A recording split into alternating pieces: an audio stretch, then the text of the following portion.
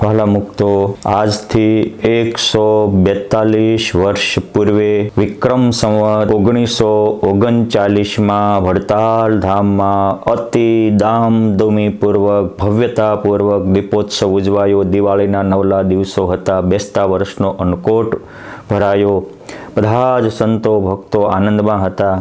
એ વખતે જેમનું અદ્ભુત જીવન છે, અદ્ભુત કાર્ય છે, અદ્ભુત આદર્શ છે અને અદ્ભુત ત્યાગ વૈરાગ્યની છટા હોવાથી જ પુરુષોત્તમ નારાયણે જેમનું અદ્ભુતાનંદ સ્વામી એવું અલૌકિક નામ રાખ્યું હતું, એવા અદ્ભુતાનંદ સ્વામી જોળના ભુલાભાઈને પૂછે છે કે લ્યા ભુલા, મારે હવે 100 વર્ષમાં બાકી કેટલા રહ્યા?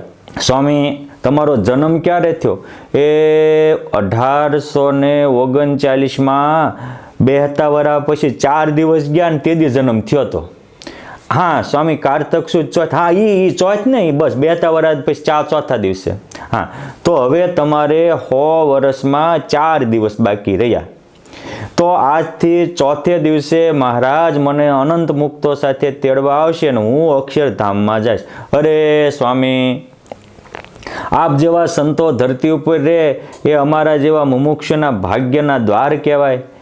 માટે વિશેષ જીવોને બસ 100 વર્ષ બહુ થઈ ગયા.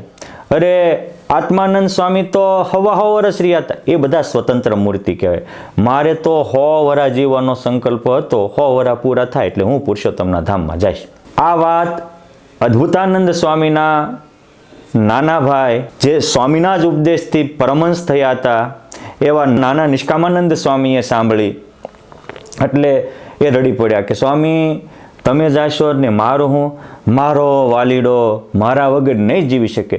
એ હું ધામમાં જાઉં પછી 11મા દિવસે પૂનમના પવિત્ર દિવસે હું મહારાજને સાથે લઈને તને ધામમાં તેડી રોમાં. આ રીતે સ્વતંત્રપણે પોતાને ધામમાં જવાનું ડિક્લેર કરી અને પછી આજથી 142 વર્ષ પૂર્વે કારતક સુદ ચોથના દિવસે વડતાલ ધામથી અદ્ભુતાનંદ સ્વામી બધાને કહીને ભૌતિક દેહનો ત્યાગ કરી દિવ્ય દેહને ધારણ કરી અક્ષરધામમાં ગયા. ત્યારે વડતાલના મંદિર ઉપર ચંદન પુષ્પની વૃષ્ટિ થઈ હતી. અનેકને મુક્તો સાથે પુરુષોત્તમ નારાયણ તેડવા આવ્યા. એવા અદ્ભુતાનંદ સ્વામીના અને મુક્તો સહિત મહારાજના દર્શન થયા હતા. એ અદ્ભુતાનંદ સ્વામી ધામમાં ગયા પછી એને આપેલા વચન મુજબ એમના નાના ભાઈ એ નિષ્કામાનંદ સ્વામીને પણ સ્વામી સંવત 1939 કારતક સુદ પૂનમના પવિત્ર દિવસે સાંજે 4 વાગે અનંત મુક્તોને સાથે લઈ મહારાજને સાથે લઈને તેડવા આવ્યા. એ પણ કહીને ડંકો વગાડીને ધામમાં ગયા. એ વખતે પણ અનેકને મહારાજના દર્શન થયા.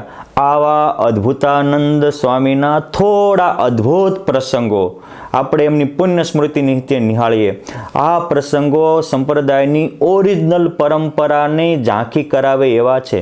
જેને સંપ્રદાયની મૂળ પરંપરા જાણવી હોય, મૂળ રીતિ જાણવી હોય તો આવા પ્રસંગોનું વારંવાર આચમન કરવા જેવું છે. પહેલો જી કે એ વખતે સંપ્રદાયમાં પુરુષોત્તમ નારાયણ પ્રધાન હતા. એ વખતે સંપ્રદાયમાં દેવો પ્રધાન હતા, ગુરુ પ્રધાન નહોતા.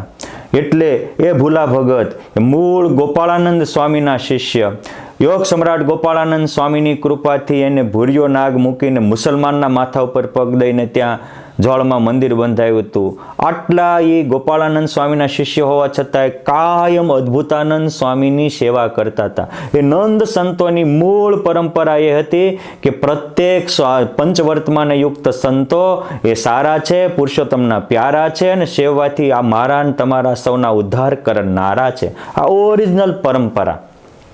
આ અદ્ભુતાનંદ સ્વામી હતા કે પુરુષોત્તમ નારાયણે જ્યારે પૃથ્વી ઉપર અવતાર ધારણ કર્યો ત્યારે અનંત મુક્તો પૈકીના આ આવેલા આ મુક્ત હતા.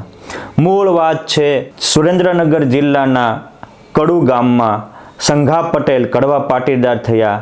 એમના લગ્ન એ વખતના મેથાનના ગામધણી કહેવાય, એ ધાંગધ્રા નીચે એમનું રજવાડું હાલતું હતું. એ જાગીરદાર અજા પટેલ એમના બેન દેવ જેવા દિવ્ય ગુણયુક્ત દેવબા સાથે થયા. આ દેવુબા રામાનંદ સ્વામીના આશ્રિત નાનપણથી સત્સંગના રંગે રંગાયેલા એક માત પિતાના સંસ્કાર કેવું કામ કરે છે એ પણ સમજવા જેવું છે. સંઘા પટેલને સત્સંગ નહોતો, પરંતુ કુદરતના ક્રમ પ્રમાણે સંઘા પટેલને દેવુબા થકી 4 પુત્રો અને 3 દીકરીઓનો જન્મ થયો. એટલે અદ્ભુતાનંદ સ્વામીને 4 ભાઈ, 3 બહેનો અને 3 ફઈ હતા. પણ આ દેવુબાઈએ સતી મદાલશાની જેમ આખા પરિવારને નાનપણથી સત્સંગના રંગે રંગી દીધા હતા. એક નિષ્ઠાવાન વ્યક્તિ કેવા અદ્ભુત કામ કરે છે, ઇતિહાસમાં કેવા અમર બને છે, એનો આ અનુપમ દાખલો છે. એ મોટા દીકરા અદ્ભુતાનંદ સ્વામી, એનું પૂર્વાશ્રમનું નામ હતું કલ્યાણદાસ, પછી વજુભાઈ, પછી વિઠ્ઠલભાઈ ને ચોથા દીકરા કુબેરદાસ. આજે પણ એ અદ્ભુતાનંદ સ્વામીનો નાના ભાઈ કુબેરદાસ, જેને ભગવાનને સમજાવીને સંસારમાં રાખ્યા હતા, એની 7મી પેઢીના વારસદારો વિદ્યમાન છે. આ એના બધા દસ્તાવેજી પુરાવાઓ છે. એ અદ્ભુતાનંદ સ્વામી સંવત 1851માં રામાનંદ સ્વામીએ કારિયાણીમાં માચા ખાચરને ત્યાં ભવ્ય અન્નકૂટ ઉત્સવ કર્યો.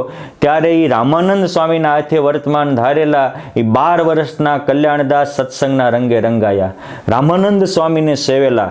આમાં સંસ્કાર કેવા હશે. અને પછી ભગવાન સ્વામિનારાયણે જ્યારે 1863માં ભાદરામાં શરદ પૂનમના દિવસે સુરા, ચોમલા, માચા, અલૈયા, માતરા, વીરદાસ, વળી, આદિક, તજી, ઘર બાર, થાજો, પરમહંસ નિર્ધાર, એમાં ગમતું ઘણું અમારું, માટે ન કરવું ગમતું તમારું. આ પત્ર લખ્યો, બહુ ઇતિહાસ પ્રસિદ્ધ વાત છે. એમાં 18ના જાગીરદારો, શેઠિયાઓ કે ગામધણીના નામ હતા. એમાં અદ્ભુતાનંદ સ્વામીનું નામ નહોતું. એ ગામધણી અજા પટેલ એના મામા થતા હતા. અને એ જ વખતે પહેલેથી એમને લગ્નની ઈચ્છા નહોતી, એટલે પરાણે મોટી ઉંમરે, કારણ કે જ્યારે લગ્ન થતા ત્યારે અદ્ભુતાનંદ સ્વામીની 24 વર્ષની ઉંમર હતી. આજે તો 24 વર્ષની ઉંમર કોમન કહેવાય છે, પણ એ વખતે બાળ લગ્નની પ્રથા હતી.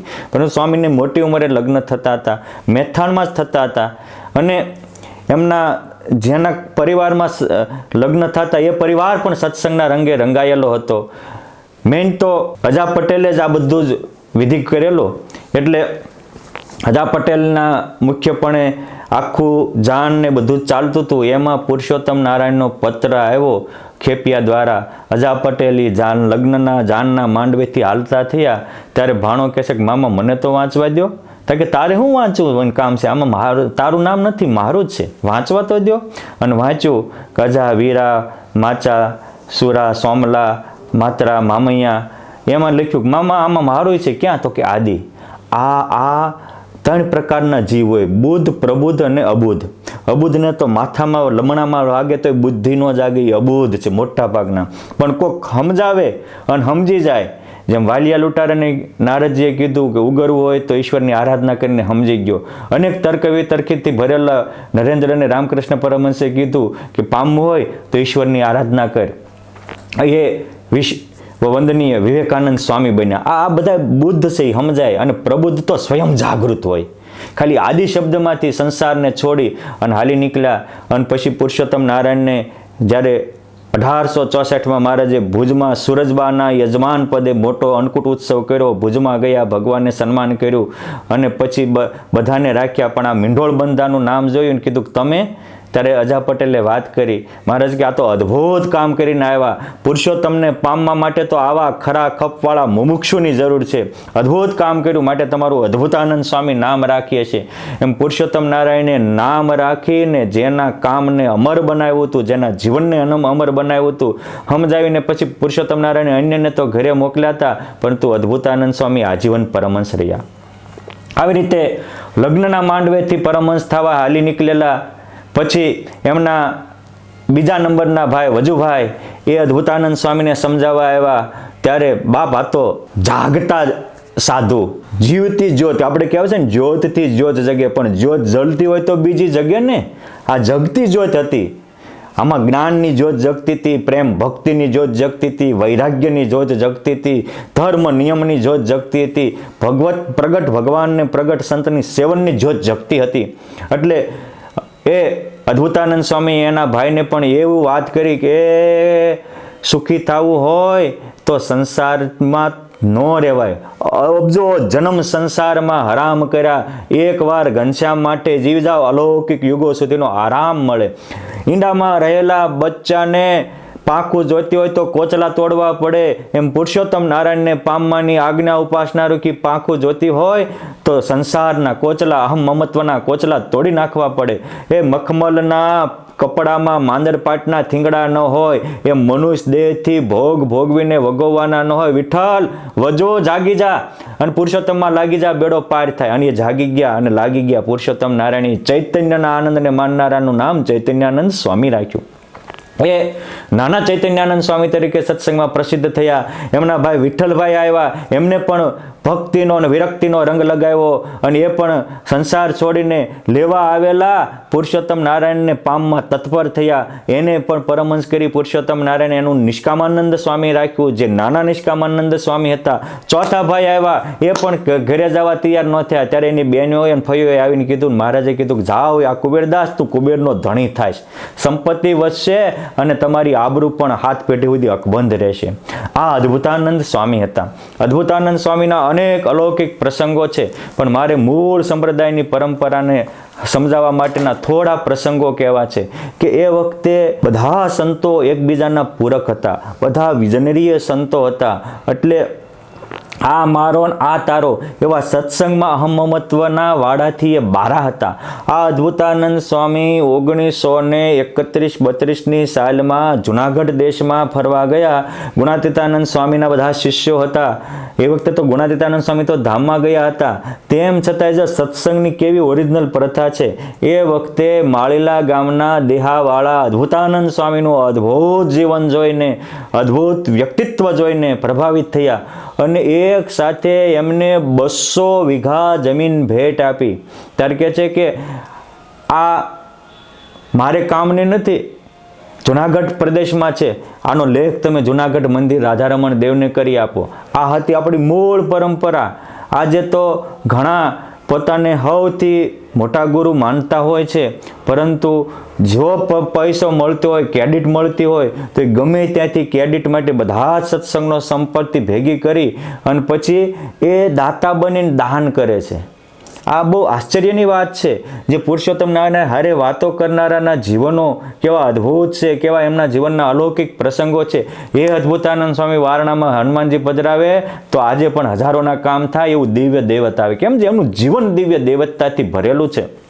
પુરુષોત્તમ નારાયણની આજ્ઞા ઉપાસનાથી છલકતું જીવન છે. માટે ગોપાળાનંદ સ્વામીના શિષ્ય અદ્ભુતાનંદ સ્વામીને પ્રમોટ કરે. અદ્ભુતાનંદ સ્વામી ધ્વાલેરાના મહંત હોવા છતાંય તે જે આવે એ જુનાગઢ આપતા આવે. અને આ મારું આ જાગતા સાધુ છે. માટે આપણે આ સમજવા જેવા બધા જ પ્રસંગો છે. એ અદ્ભુતાનંદ સ્વામીને ભગવાન સ્વામિનારાયણ મુક્તાનંદ સ્વામીની સાથે વેમારડી ગામમાં મૂકે તો ભગવાનની પેઠે 2 કંઠે મુક્તાનંદ સ્વામીનો મહિમા ગાય અને મુક્તાનંદ સ્વામીને આખા પંથકમાં ફેરવાવે અને મુક્તાનંદ સ્વામીની ગરિમાને વધારે. આ હરિચરિત્રામૃત સાગરમાં લખ્યું છે કે એક એક કીર્તિ સો ગાવે, કલી જોઈ આશ્ચર્ય પાવે. આ એ નંદ સંતોમાં હતું. એ અદ્ભુતાનંદ સ્વામી મુક્તાનંદ સ્વામીની બુલંદ કંઠે કીર્તિ ગાઈ શકતા હતા. એ અદ્ભુતાનંદ સ્વામી જુનાગઢમાં બાલમુકુંદ સ્વામી દાસ પંક્તિના સંતોના પણ 2 કંઠે વખાણ કરીને હવને પુરુષોત્તમમાં જોડતા હતા. અમે નાના હતા ત્યારે અમે જોયેલું. અમે ગામડામાં મંદિરે જઈએ તો મંદિરે સંતો આવે એટલે તરત પૂછે ક્યાંથી સંતો આવ્યા? તો એમ કે ગઢપુર ધામથી આવ્યા છે, વડતાલ ધામથી આવ્યા છે, જુનાગઢ ધામથી આવ્યા છે, ભુજ ધામથી આવ્યા છે. સંતોની ઓળખાણ પુરુષોત્તમ નારાયણના બાંધેલા ઢીંગા ધામોથી હતી, ગ્રુપોથી નહોતી કે આ મંડળ આવ્યું છે, આ મંડળવાદ જ નહોતો, દેવવાદ હતો, પુરુષોત્તમની ઉપાસનાનો વાદ હતો. અને એટલે પરસ્પર રૂડા સંવાદો સર્જાતા હતા. હું પણ પ્રાર્થના કરું કે આપણા નંદ સંતો જેવી ઓરિજિનલ પરંપરા આપણે ફૂલ નહીં તો ફૂલની પાંખડી. હું કોઈ એક વ્યક્તિને ઉદ્દેશીને આ વાત કરતો નથી. મને જે ઓરિજિનલ પરંપરા સમજાય છે, જેમાં સંપ્રદાયનું ઉજ્જવળ ભવિષ્ય દેખાય છે, માટે આ મારો એક નમ્ર પ્રયાસ. જેમ સમુદ્રના સેતુ બાંધતી વખતે ખિસકોલી કરતી, એમ જે સુગ્ન હોય, સમજનારા ભક્તો હોય એને સમજવા માટેનો આ એક પ્રયાસ છે કે આપ સમજો કે આ પરંપરા જો જેટલા વિભાગ થશે એટલું કાળે કરીને સંપ્રદાયનું મૂળ સ્વરૂપ છે એ હાવ પતલું થતું જશે અને ઈષ્ટદેવને કોઈ આક્ષેપ નાખતા હશે તો પણ આ ગ્રુપવાદમાં ગંઠાયેલા કોઈ દી એક નહીં થઈ શકે. એ વખતે ચેલેન્જ તો ત્યારે પણ આવતી હતી, પરંતુ બધા એક મના હતા અને એક ભગવાન સ્વામિનારાયણને ઓળખાવાનું તાન હતું. આજે પણ એ અદ્ભુતાનંદ સ્વામીની વાતો છે, એ પણ સ્વામિનારાયણ ભગવાનની વાતો કરે છે. આજે પણ બધા સ્વામિનારાયણ ભગવાનની જ વાતો કરતા હોય છે. કેમ જે ભગવાનની વાતો કર્યા વગર એનો રોટલો શેકાય કયા બેજ ઉપર? પરંતુ આ વાત નિષ્કામ ભાવે કરતા હતા અને આ વાત કરતા કરતા પછી ભગવાન કરતાં પણ અમારું એના પર એજન્ડો હોય અને એજન્ડો એવા ઊભા કરેલા હોય કે એમ જ કે અમારા ગુરુ પાસે જ કલ્યાણ છે, બીજા પાસે નથી. આ આપણી મૂળ પરંપરામાં નહોતું. દરેક સંતો કહેતા કોઈ પણ, અરે ગોપાળાનંદ સ્વામી પાસે મારવાડના જોધપુરનો મોટો સંઘ આવ્યો અહીં વડતાલમાં, સ્વામીને પગે લાગ્યા. સ્વામી કે ક્યાંથી આવ્યા? તો કે સ્વામી અમારે ત્યાં એક જુગલદાસ કરીને સાધુ આવે છે. એ જુગલદાસ સ્વામી ગોપાળાનંદ સ્વામીના મંડળમાં જતા. પ્રસાદાનંદ સ્વામીએ પોતાની વાતોમાં પ્રસંગ લખ્યો છે. હવે ગોપાળાનંદ સ્વામીના મંડળમાંથી અલગ પડેલા ગોપાળાનંદ સ્વામી કહે છે કે તમારી જેવા અનંતના ઉદ્ધાર કરનારા એ જુગલદાસ છે, તમને એને સત્સંગનો રંગ પાયો છે, માટે તમે એની પાસે જાજો, એને સેવજો, કૃતજ્ઞ ન થતા, કૃતજ્ઞ બનજો, તમારું કલ્યાણ કરશે. આ હતા ગોપાળાનંદ સ્વામી, સાગર પેટા સાધુ.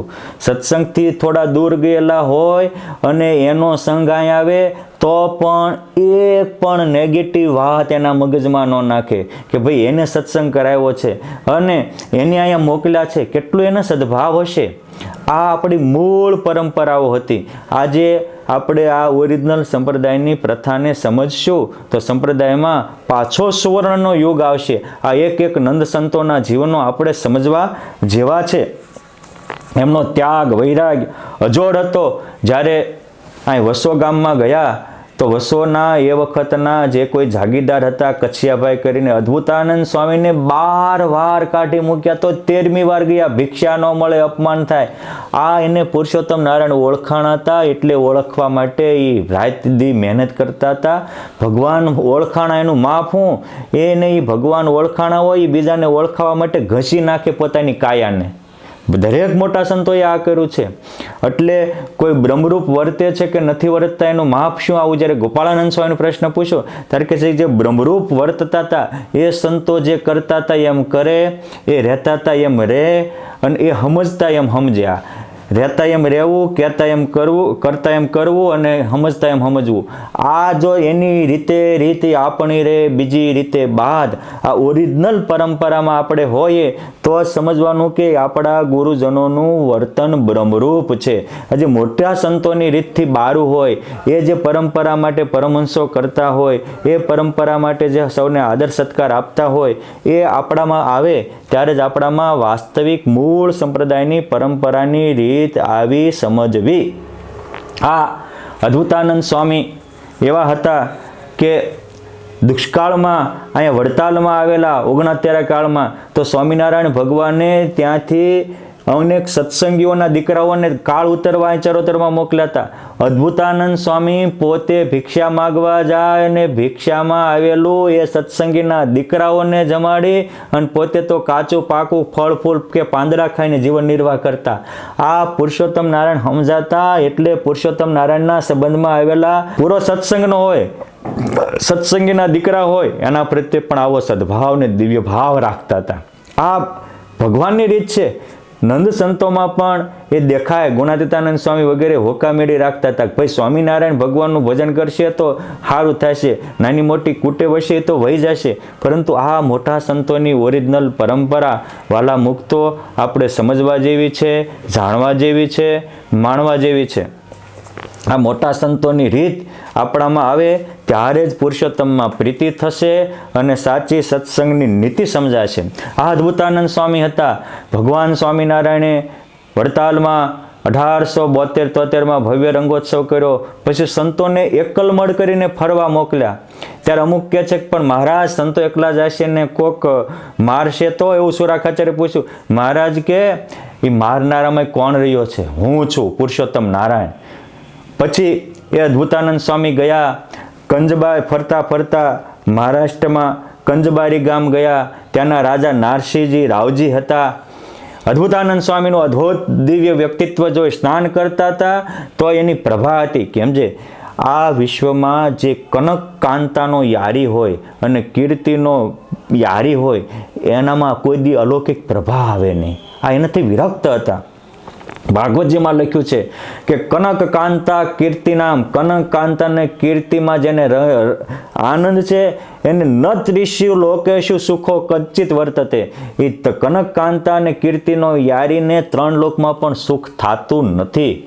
યશની ઈચ્છા જાય તો પ્રભુ વશ થાય, બોલવું બહુ સારું છે.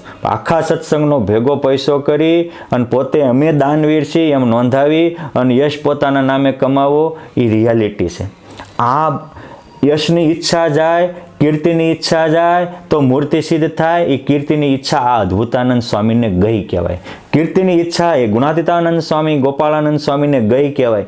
એટલે પુરુષોત્તમ નારાયણના સંબંધે બધાને એકતા કરી શકતા હતા, મહાનતાને રાખી શકતા હતા. આ અદ્ભુતાનંદ સ્વામીને ત્યાં આવું વ્યક્તિત્વ જોઈને ત્યાંના રાજાએ પોતાના રાજદરબારમાં બોલાવ્યા. પંડિતોની ચર્ચામાં અદ્ભુતાનંદ સ્વામીનો વિજય થયો. ત્યારે ત્યાંના રાજપંડિત અને દિવાન કહે છે કે આને તો આપણા રાજ્યમાં રાખવા જેવા છે. એક સારી જગ્યાએ ધર્મશાળામાં ઉતારો આપ્યો.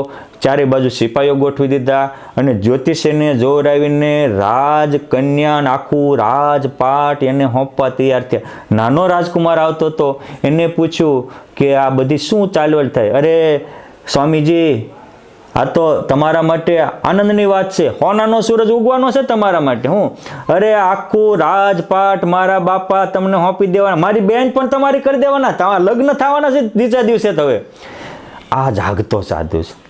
અદ્ભુતાનંદ સ્વામીને કે આ હા, લગ્નના માંડવેથી ભાગેલો હું મરદ માણા બુદ્ધ પ્રબુદ્ધ પુરુષ. અને આ હું આપણને તેમ થાય કે ઓહો મળ્યું, ગોળના લાટા આવ્યા. અમુકને તો એવું હોય, અમુક સાધુને મેં જોયેલા છે. કોઈ કેમ કે તું તો સંસારમાં શોભ્યો હોય, કપડાં ઉતારીને ઘર ભેગો થાય. આ એવા નહીં, આ જાગતા સાધુ છે. કોઈ કેમ કે રાજપાટ મળતો હાલો ને પછી આપણે મંદિર બાંધશું, બધે દાન કરશું, મોટા મોટા કામ થતા હશે ને પૈસામાં ફસાય.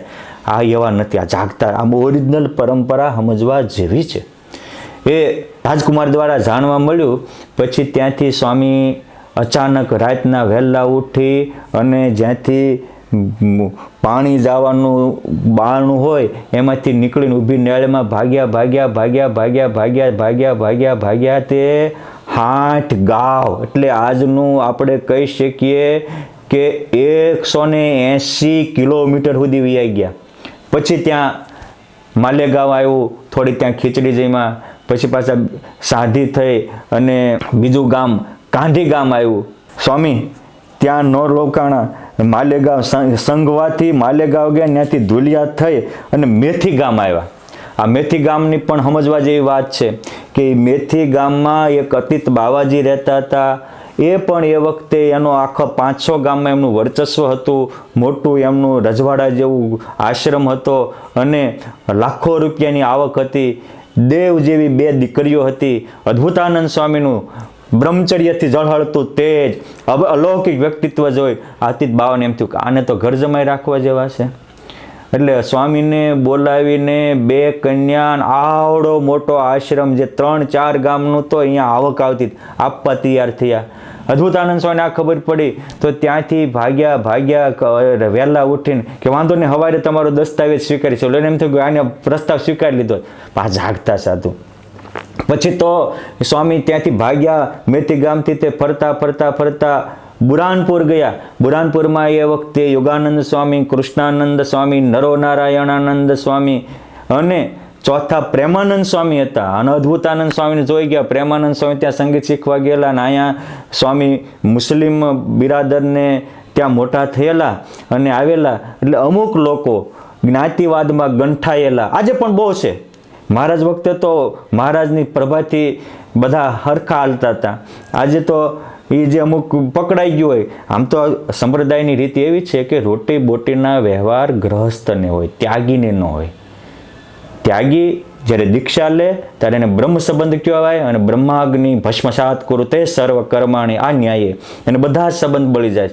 એટલે લોયાના શાકોત્સવમાં સુતાર કુળમાં જન્મેલા નિષ્કુળાનંદ સ્વામી, ભૂમાનંદ સ્વામી કડિયા કુળમાં જન્મેલા, એ રોટલા બનાવે. અને બ્રાહ્મણ કુળમાં જન્મેલા ગોપાળાનંદ સ્વામી, શુકાનંદ સ્વામી, નિત્યાનંદ સ્વામી જમે. આપણી ઓરિજિનલ પરંપરાઓ હતી. અને મહારાજ વખતે બધી જ જ્ઞાતિઓના ભક્તો પરમહંસ થતા હતા. પુરુષોત્તમ નારાયણે શિક્ષાપત્રીમાં પણ દેભ્યો દીક્ષા મુમુક્ષુને દીક્ષા આપીને મુમુક્ષુને સત્સંગ સ્વીકારવાનું કહ્યું છે. અને ગ્રહસ્થના ચોકા ત્યારે અલગ થતા હતા. આજે બધાએ ભેગા મળી અને ગ્રહસ્થનો ચોકો એક કરી નાખ્યો અને ત્યાગીજી એના છૂટા પાડે છે. એટલે ગ્રહસ્થનો ધર્મ ત્યાગી પાળવા માંડ્યા. અને ત્યાગીનો ધર્મ છે એને ગ્રહસ્થ એક ચોકો જમવાનું એ કરી નાખ્યું. આ કળયુગની અલૌકિક કહાનીઓ હોય છે. અને મૂળ પરંપરા સમજવા જેવી છે કે ઠેઠ આનંદ પ્રસાદજી મહારાજ સુધી કડિયા, દરજી, સુતાર, ચારણ, કાછિયા બધાને સત્સંગ થતો હતો અને કરાવતા હતા. પરંતુ અમુક જ્ઞાતિવાદમાં ના સકડામાં આવેલા લોકોએ આ પ્રથા તોડી નાખી. મારે તે કહેવું છે કે આ અદ્ભુતાનંદ સ્વામી કેવા જાગતા. એ પ્રેમાનંદ સ્વામીનો અમુક લોકો જ્ઞાતિવાદ હતા ને એને કારણે સ્વામીનું અપમાન થતું હતું. પછી સ્વામી અહીંયા આવ્યા ને ત્યાંના આ તો પુરુષોત્તમ નારાયણના પરમહંસ મુક્તત્વ જોઈને એ જે સંગીત પાઠશાળામાં રહેતા હતા એ લોકોએ એને આદર સન્માન આપ્યું અને બધું જ વ્યવસ્થા કરી દીધી. પણ અદ્ભુતાનંદ સ્વામીને જોઈને આનો જીવડો જાગી ગયો. પછી અદ્ભુતાનંદ સ્વામી એકાંતમાં મળ્યા અને પ્રેમાનંદ સ્વામીને કે આપણે તો પુરુષોત્તમને પામમાં સર્જાયેલા. આપણો જન્મ જગતમાં સારા નહીં, પુરુષોત્તમ નારાયણને પ્યારા થવા માટે છે. એ ભોગ ભોગવીને તો કરોડ જન્મ ભોગવ્યા છે. આ જન્મ તો ભગવાનને ભેટીને સાર્થક કરવા માટે. એ પ્રેમાનંદ સ્વામીને જગાડી અને પુરુષોત્તમ નારાયણમાં લગાડી અને પાછા ગઢપુર મૂક્યા. અને પુરુષોત્તમ નારાયણે એને દિલથી માફી આપી. માફી એને કહેવાય કે દિલમાંથી ડિલેટ થઈને માફી કહેવાય. બહારથી કંઈક મેં માફી આપી છે અને પ્રસંગ આવે ત્યારે તરી વરા સુધીના એકને બધા લિસ્ટ યાદ કરે. આ તો દાઢમાં રાખ્યું કહેવાય. માફી ન દીધી કહેવાય. માફી પુરુષોત્તમ નારાયણ આપી શકતા હતા. માફી સાગર પેટા સાધુ ગોપાળાનંદ સ્વામી, ગુણાતીતાનંદ સ્વામી જેવા આપી શકે. અને પરીક્ષા એ લઈ શકે. કોકની પરીક્ષા લેવી એ વસ્તુ અલગ છે. આ જો પુરુષોત્તમ નારાયણ અદ્ભુતાનંદ સ્વામીને એક પ્રસંગ ઉભો કરીને પરીક્ષા કે સ્ત્રી ધનમાં લેવાતા નથી એ પરીક્ષા કહેવાય.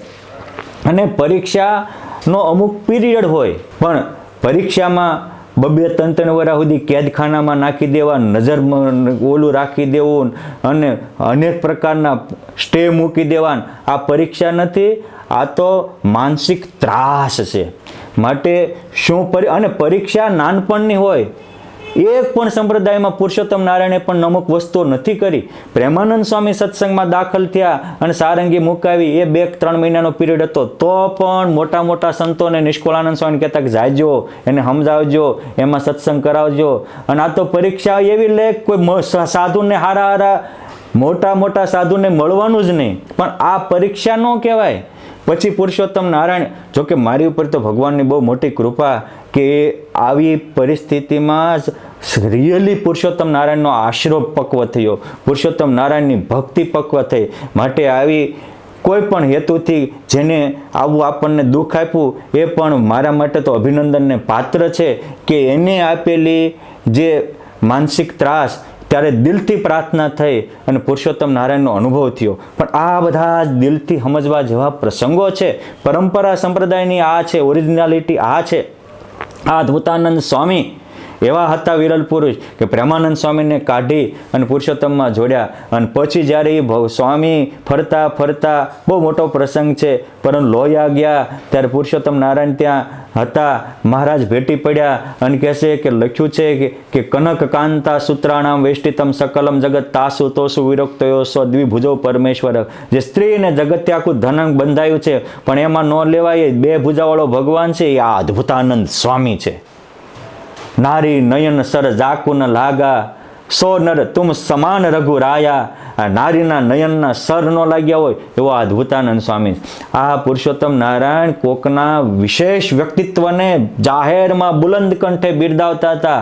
અને એટલે બધાના આદર હોવાથી એમાં હવમાં આવી આદરતા આપવાનો, એકબીજાના ગુણ ગાવાનો, એકબીજાની વિશેષતા વર્ણવાનો આખો એક માહોલ તૈયાર થયો હતો. અને આ સંપ્રદાયની અલૌકિકતા હતી. અને એ આપણે ગ્રંથોમાં પણ આજે દસ્તાવેજી પુરાવા રૂપે પડી છે.